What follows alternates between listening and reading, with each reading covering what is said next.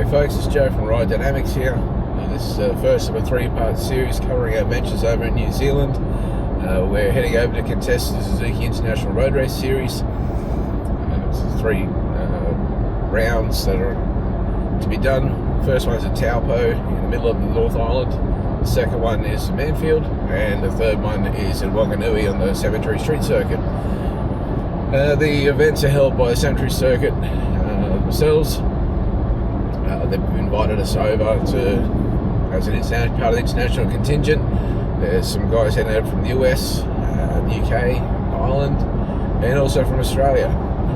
We're looking forward to head over. I'm currently on the highway, heading up to pick up my mate Glenn, who's also over there riding with us, and then heading to the airport. Just got a notification this morning that the flight's been delayed already, so anyway, that's a great start. It's going to be a long day. We've got to fly into Auckland and then get the hire car and spend 4 hours driving to get to Taupo. It's going to be around about 9 o'clock, I think, New Zealand time when we pull in. So, long day, let's hit the road. We're very fortunate to be able to do this event. The organisers of the series, Cemetary Circuit, have a sponsor deal with Mondial Transport, who have graciously donated a shipping container for each of the countries to load up their bikes and send them over. So very fortunate in the fact that it's cost us nothing to get the bikes over there.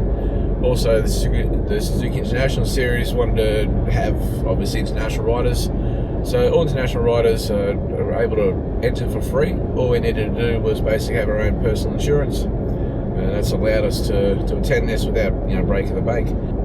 Also, as part of the arrangement, the bikes will be transported over in New Zealand between the rounds by the organisers as well. So, very much a big thank you to the organisers of the road racing series over there. They've gone above and beyond and been very, very helpful, helping us get over there to ensure we can enjoy our time and put on some good racing for the folks out there. Also, Condi Motorcycle Leathers, Smarty and Lisa there from Race and Road, they've also jumped on board and given me a hand, hooked me up with a really nice kangaroo suit. I'll show you that a little bit when I get over there.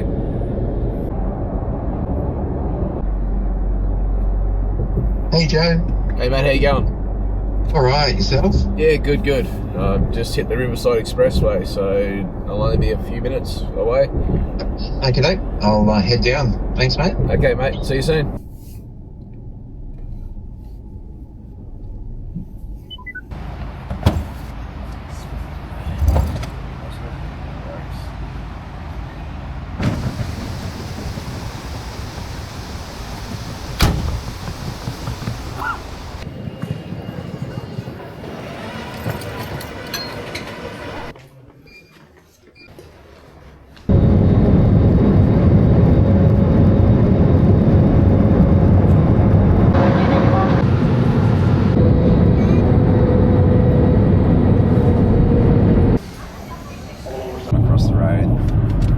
So we're off to Taupo tomorrow, doing a track day, trying to work out where the track goes and what it does. Have you got any idea what the track layout is? Yeah, of course doing a little bit of research before I've come over. Never been to Taupo before, so had a look on the YouTube, doing the YouTube specials. Yep. Trying to get an idea, how the circuit runs in my head before we actually go out there, Joe. So I think it'll help tremendously. Yeah. Again, take it as it comes in the first couple of sessions. Sure. Get your markers sorted. That's right. At least I've got some sort of idea. Yep. I've been there a few years ago when I was coaching with the California Superbike School. A couple of times, and it's a fantastic layout. A lot of fast changes of direction, and a long time on the edge of the tyre. It's really important to early on your track day to have a couple of sessions where you just donate that time to understanding where your apex of corners and where you're going to finish the corners, because a lot of the corners there feed to the next. Your exits kind of become your entries to the next one. So spend a couple of sessions of your first time out really trying to nail where you want the apex to be for these corners. Not a lot of heavy braking. So you want to pick up your apex point, your exit points. Yep. And that'll allow you then to carry more momentum everywhere. That's half the battle, trying to get the track layout instead of trying to chase your tail. Yeah. So, Yeah. too many people end up at the racetrack and they just go too fast too soon. Dial it back and analyse. Guilty. Yeah. Guilty of it, but no, this weekend. And having markers makes it consistent. Yes. You know, we don't have a lot of spare time. You know, like we're going to have maybe 5 or 6 sessions tomorrow to know the track, and then we're going to have one practice, I think, in the morning, and then quali, yep, and then it's racing. So essentially, you've got 8 times out on track maximum that we're going to have to get it down pat for when we start racing. Yes. And having these markers will help us when we're racing to know whether we can enact a pass or where we need to brake. You can't rely on the local to tell you when to brake. They know the track backwards. Yeah. So you still need to know where you need to slow the bike down to avoid having a moment, basically. So invest the time, and you'll have it now by the afternoon, and then you got a free state of mind just to race your motorcycle for the weekend. Yeah. So my plan is to essentially go out the first 2 sessions, really dial that 2 brake markers in that are really big on the track, and then the rest of these apex and exit points for the change of directions. Once I kind of get settled in that, it should be around just not long after lunch. Then I'll worry about what the bike's doing in terms of setup. Yeah. Looking at the YouTube videos and from memory from way back then, I think the setup that we generally run at QR will be a good starting point. We've got plenty of spare springs and whatnot. It'll be more of a front spring change than anything else, I think. Yeah. So yeah, we'll see in the afternoon which way that takes us. We've got a 2-hour drive still to go before we get to Taupo. That's going to roll us in at around about 10 o'clock tonight. So a bit of a late entry into the town, and then we're up and the track's open from 6, so it's going to be an early ride. So again, fatigue management. So if we get on top of where we are on track early, it'll help us in the afternoon. Exactly. Morning, guys. It's Friday morning of the track day, the practice day. Just here at the house Airbnb. Brain still thinks it's 3 o'clock in the morning, so feeling a bit shattered after a long day travelling. So now got to duck in town, grab some stuff, then head to the track and see the bikes for the first time in over 6 weeks, I think it is. Just coming into town here to grab a bite to eat and get some stuff ready for the track day, and just come down to the town centred around obviously Lake Taupo. This lake is the largest freshwater lake in Australasia. It's as big as Singapore. It's massive. Beautiful scenery around here though. Town.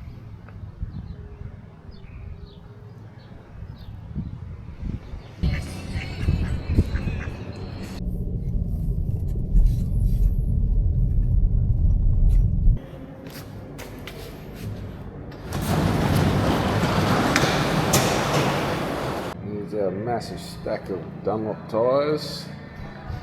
Shout out to Dunlop for coming on board and give us a hand and supplying some of these for us. A lot of MS1 and hopefully warming up some MS0s for some nice quali laps. We're also using the Dunlop TT road tyres for intermediates in case we're caught between wet and dry, just so we get maximum crack time. And this is Taupo Racetrack, pit lane. Beautiful location set amongst the mountains.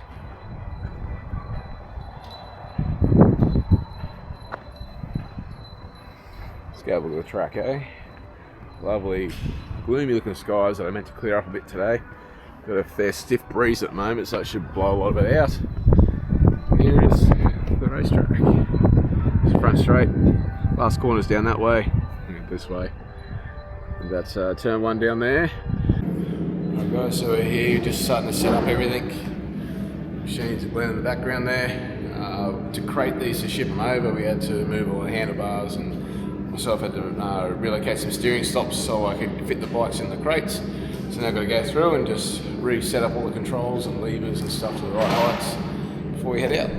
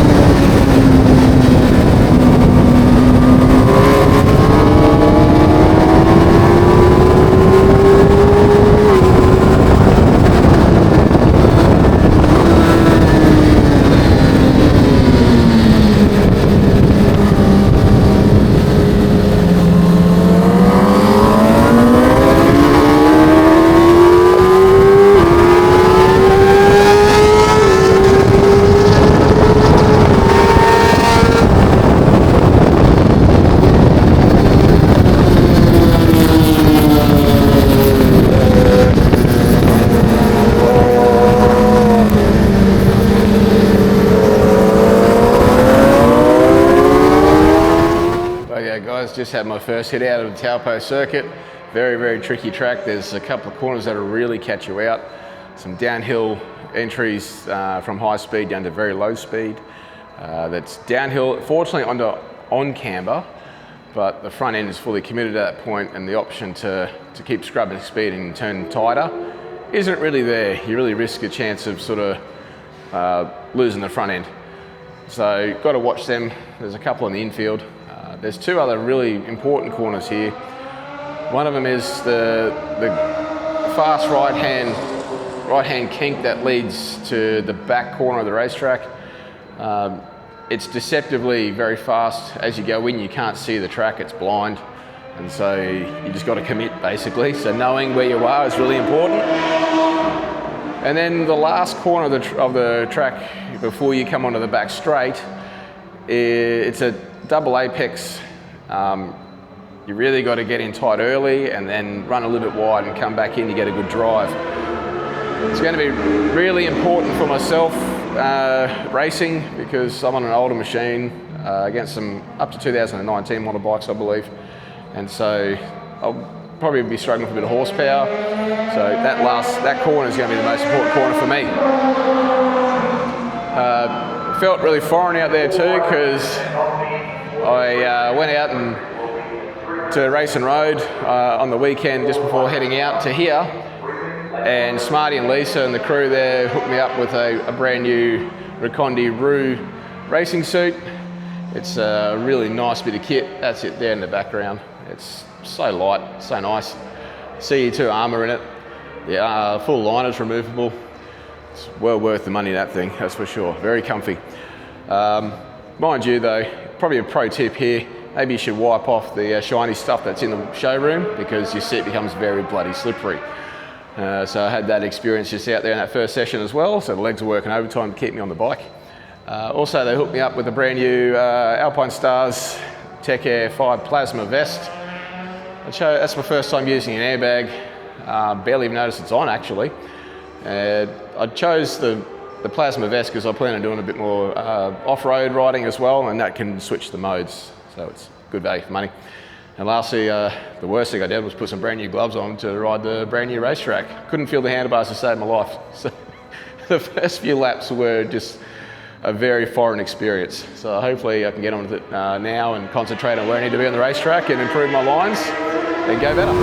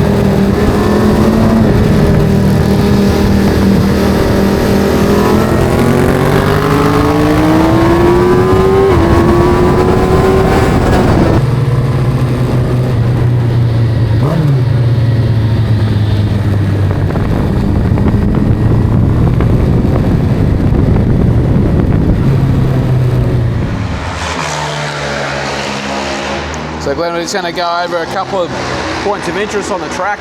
Okay. We'll see what we can remember, what's out there. Yeah. So this layout, start finish line is here. Yep. Cool.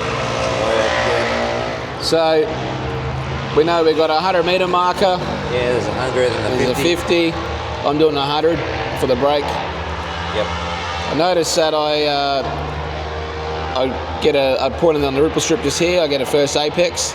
Yep. And then I tend to let the bike run out about a metre and a half off the ripple strip. Yeah. And then for the rest of the way. And then I try and bring it back at the end. Yep. Right here. Yeah. And then what happens is, as I lift my eyes up out of here, there's like this tar square, like repair patch or some shit. Yeah. If I can get to run just inside that, it gives me a good line through this corner. Okay, yeah. And as I come through, you got the ripple strip here. Yeah. Apex it. And then as I know I'm coming out, I lift my eyes up and there's this tyre, like a black, real big sort of rubbery skid mark. It's like a melted plastic look to it. It's about here. Yeah. So I get my eyes to there and that gets me continuing the bike to turn. Yeah. And then I flick it over hard. End of the ripple strip is what I aim for. Oh, yeah. And that allows me to drive the bike through. Yeah. Now this is a blind cresting corner. There's just fuck all to see. Yeah. I find there's a timber post, like you got the 50 mark, and there's a timber post like here. Ah, okay. For whatever reason, it's next to the track. That's where I'm shutting it off and braking, but it's also at the same time allowing me to see the inside ripple strip. So I'm using, that's blind from back here. Yeah, you can't see that. So I'm using that post to allow me to identify where I need to be for that. Right. Now the next big interest thing is on this turn 5 hairpin, there's this big repair like that. Yeah. I'm finding the end of that repair is where the apex is for that corner. Okay. And it allows you then to drive off that corner and really bring it out here. Yeah. I really make a point to bring it right along the white line, so then I can brake. I turn the bike here, rather than turning the bike through here. And there's a ripple strip there, and where that starts is where I apply the brake and run to mid-track for 7. Ah, all right. Yeah. Yep. Now there's a long ripple strip, but talking to a few people here, it doesn't seem to matter where you want to be here. You can literally just follow that around in the middle. You can apex it, whatever you want to do. All the quickest guys seem to just follow it around in the middle. They don't give a shit. As long as they're back on the gas, maintaining speed, they're happy. Yeah. I've seen some quick guys come through that. Yeah. And then as we come up, we power it all wide, turn in. There's a ripple strip quite deep in the valley of here. Yeah. Yes. I make sure I'm in right against it all along here. Okay. And as I come up out of into 9, again, this is quite blind, it crests the hill. There's this tar square, like somewhere here, and it's just past the 50. Yeah. If we use that and turn the bike really aggressively, we're able to then to accelerate through the rest of that corner. Yeah. There's a lot of bumps in there. Yeah. And the inside ripple strip, I'm making myself stay a metre off it. And it's a lot smoother. But it allows you to really accelerate the bike through. And the more the bike's accelerating, the more stable it is over the bumps that are there. Yeah, fair enough. Yep. Power through. And then there's this little ripple strip here. I make sure from here I'm seeing it. I clip it. And then there's this tar seam that runs along like that. And I'm braking it. I'm currently between the two. Oh, okay. But I reckon I could probably brake at the tar seam. Because you come through here and it's pretty much a straight line like that. Yeah. You then turn the bike, run it through the first apex, comes out, not to the edge but to the middle. Yeah, and then apex. And then you get the second apex. Yeah. And you really want to bring it back to that. It's from about there you can start to accelerate.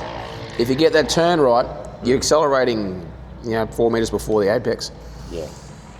And then you just power down this long straight. Right. Yep. You get to 5th gear. Now there's a 200. blue tyre wall. I'm spotting that from back here. Yeah, okay. Because I know the 200 metre marker is just past it. Just past it, correct. Yep.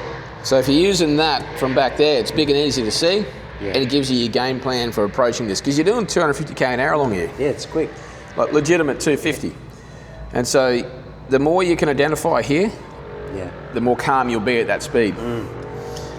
So as you approach, you see the wall, that tyre wall, then 200. I'm just starting to brake now. You got the 200, 150, 150. I'm now just braking sort of in the middle of these two. I'm braking there. Nice. Really tight they come out wide and then try and straight line through there. Yeah. I go down 2 gears in here and then down 1 more gear right there, just as I change direction. Yeah. And then it gives me that drive off this turn. Yeah, and there's a start grid thing there. Yeah, it's right. It starts before the It's like the perfect apex point, and it's also time to go. If you're there, you should be on the gas, and that's your lap of Taupo. It's a great lap. So there you have it. That's a lap of Taupo via location markers. If you don't have them, you're forever going to keep making mistakes and run a higher risk of falling off. So that was a full lap, and that's taken me 3 sessions to identify all them points. Start to get down to lap time that's comparable to the sportsman's class that they have here. I've got a couple more seconds to find if I'm going to be competitive in the actual F1 pre-19 class I'm entered in. So having these markers allows us to modify our riding. You know, if you come into that last corner, that last corner before the straight, if you can make that a little bit better, where you drive better, you can then carry that extra speed down the whole straight for a long time at high speed. That's a lot of time saved. Now, if you know where you're turning the bike for that second apex, and you're finding that you're still having to keep leaning the bike too long, well, now you can start to move that turn point and get it earlier in the corner or late or deeper, modify it so you give you a better drive off the turn. So it's very important to get these points in place. And from there too, you start to realise what your bike wants. And for myself, in turn 7, getting that bike stopped and turned, and then driving through, I actually need to go a softer spring on the front and with a bit more preload to get a better feeling and a better turning rate. So that's what I'm going to do next for the next session out. Morning everyone, this is now first race day. So this morning we've got to practice, a qualify and a race. The paddock's looking a lot more fuller than it was yesterday at the practice day. Apparently we're missing 80 riders or so that were yet to arrive for today. So it's starting to look like it's filling up. And it's a very cool, overcast morning, but at least there's a lot less wind today. Might pick up later though, and hopefully the sun breaks through and heats everything up. Yesterday was pretty good in the end. I did 4 sessions, got down to a similar lap time to what would be needed to be mid-pack in my class.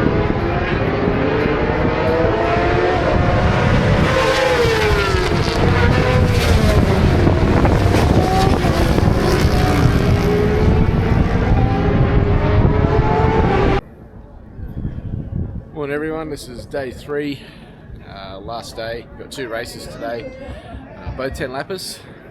I didn't record anything yesterday, just got too hectic, and quick late class change meant that I had about 10 minutes to prep for the race yesterday, and so the camera just got forgotten in the chaos. Today I'll get some on-bike footage of some racing. Bike went well, we've got it pretty well set up now. End up dropping spring rate in the front, adding some rebound to the rear shock and taking some preload out of the rear, and she's pretty much on rails, not really giving any moments. We had a big oil down out here yesterday as well, so the first race is a bit iffy with having to choose not optimal lines to avoid the oil. But everyone was respectful and clean in their riding. It's a really cool group of people out here. They just love their bikes. It's actually just a lot of fun and so easy going and laid back. I'd happily come back here over and over again, to be honest with you. The track's awesome, people are great. So yeah, we'll give them a good crack today, and hopefully we can net another podium or 2. That's the goal anyway, see how we go. And then, But does it carry on? Continue conversating. Had a shit start, so then I battled like real hard for 2 laps. Finally got some clear track. Started chasing the front back and come through 12, the left hander, and then the right hand I just took too shallow and I couldn't find the right line. You don't touch white lines. White lines, they're very slippery here. So just juices. So I've done it twice. So this is Marty. He's from Marty's Moto. He's out here enjoying the time as well. Yeah. Big thank you to Marty for putting our bikes together when we were stuck on the flights. And I've got Kiri as well. Both prominent, well-known people in our local racing community and sportsmen. So, how are you enjoying the weekend? Fantastic. The track is fantastic. Yeah, definitely. It's learning new skills on a low grip track. Yeah, that's right. Yeah, it's such low traction in some corners. It's easy to light it up and lose some fun in the bit. Definitely. And like we were saying, the white lines are just like slick. Even in the middle of the day and it's dry. I also have a bit of oil to deal with as well. Yeah, that's right. So the same things happen here with sidecars. Yes. They drop oil. We won't be too much, but yes, sidecars. We'll be all clear today. Track felt good after like Yeah, it not did that. actually. Yeah. That was pretty good. Yeah, you can even run over the oil parts and just get too much. What's your plans for today? What's your goals? Get off the line. Okay. Be good. Yep. And then get up behind you. Sounds good. That's my plan. Stay upright. Stay upright. Yeah, good plan. Good plan. I'm aiming to drop another second over lap time if I can. Get to like a 30, low 34, low That's good what 33. you got yesterday. Yeah, I was happy enough yesterday. Like when you said tyres now, hopefully it gives me a bit more extra speed. And then if I can, I'll get on the back of the boys over here and see how we go. Yeah, see how you do. Good plan. Stay upright. No white lines. Alright.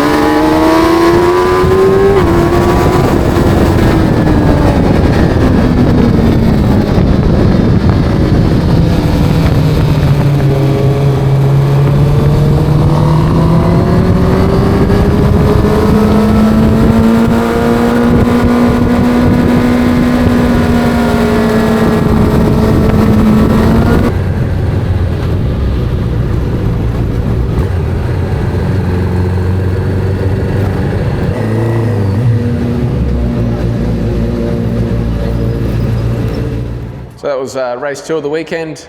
That was a lot of fun. Got to lead the race for a lap or lap and a half, I think it was. Unfortunately, just got outpowered down the back straight. But I think I've worked out how to stay in front of them now. So hopefully in race 3 we can win the race. That's the goal. I've chucked a soft tyre in the rear to try and get the power down a bit earlier in a couple of slippery corners. I'm at a severe power disadvantage.